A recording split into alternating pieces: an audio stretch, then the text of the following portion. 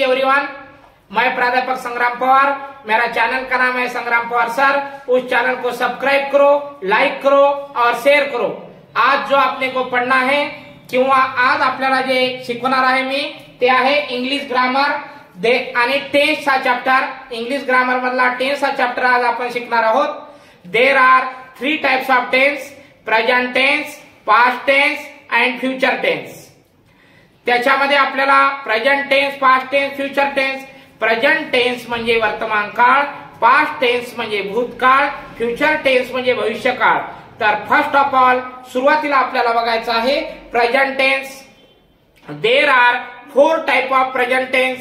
Simple present tense साधा वर्तमान काळ, कंटिन्युअस प्रेझेंट टेन्स चालू वर्तमान काळ, प्रेझेंट परफेक्ट टेन्स पूर्ण वर्तमान काळ, प्रेझेंट परफेक्ट कंटिन्युअस टेन्स चालू पूर्ण वर्तमान काळ।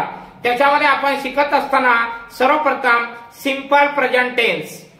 सिंपल प्रेझेंट टेन्सचा जो स्ट्रक्चर आहे, सिंपल प्रेझेंट टेन्सचा जो फॉर्म्युला आहे तो आहे subject plus verb form first plus object. Subject plus verb form first plus object.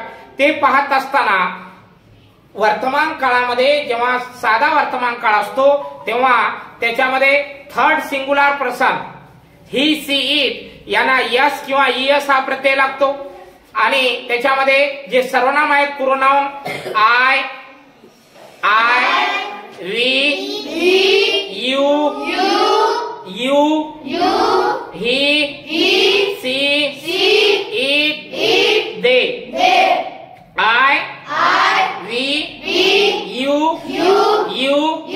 He, she, it, they. ज्या वेळेस आपण ऍक्टिव्ह वॉइस म्हणून पॅसिव्ह वॉइस मध्ये रूपांतर करतो त्यावेळेस आपल्यामध्ये काही बदल महत्वाचे असतात। तर प्रोनाउन मध्ये I, me, my, we, us, our, you, your, your, he, him, his, she, hers, it, they, them, their, Ram,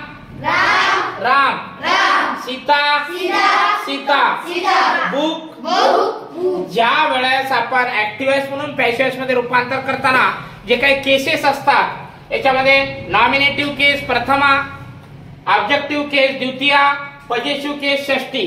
त्याच्यामध्ये रूपांतर होत असताना सगळ्यात महत्वाचं असते आयचं द्वितीय येते मी, वीचं येते आस, यूचं येते यूचं येते यू, हीचं येते हिम, सीचं येते हर, इटचं येते इट, देचं येते देम।